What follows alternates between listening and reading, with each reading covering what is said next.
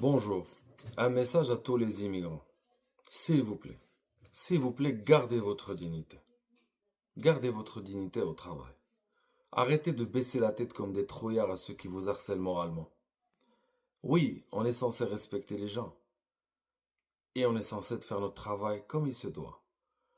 Mais on n'accepte pas l'humiliation ou le rabaissement. Pourquoi se taire face à ce genre de comportement? Parce que vous êtes immigrant? Un noir, un arabe, etc. Si vous acceptez ce genre de comportement, en tout cas la loi québécoise n'accepte pas ce genre de comportement selon l'article 81-18 à 81-20, selon le code du travail.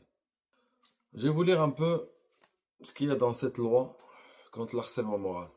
Cette loi garantit, c'est un petit résumé, cette loi garantit un milieu de travail où les conduites vexatoires, répétitives ou hostiles portant atteinte à la dignité ou à l'intégrité du salarié.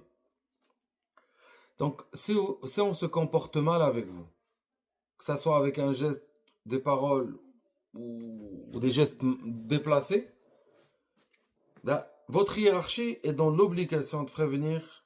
Mais comment votre hiérarchie, elle va prévenir ce genre de comportement si vous ne le déclarez pas?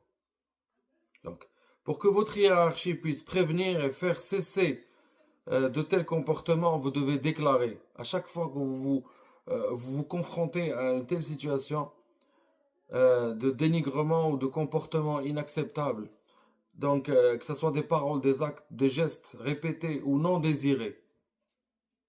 On connaît très bien les gestes non désirés. Vous parlez à quelqu'un, il vous donne le dos et il part. Ça, c'est un acte vexatoire. C'est comme si vous étiez une merde. Désolé pour les termes déplacés, mais il faut appeler un chat un chat. Il faut dire les choses telles qu'elles sont.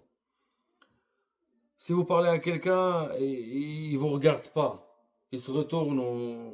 Non, je suis désolé.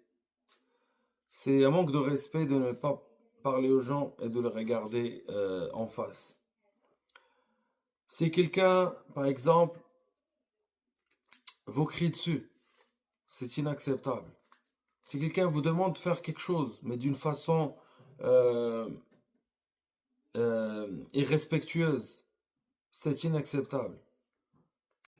Je vais vous lire un peu la définition de la LNT qui est la loi des normes de travail.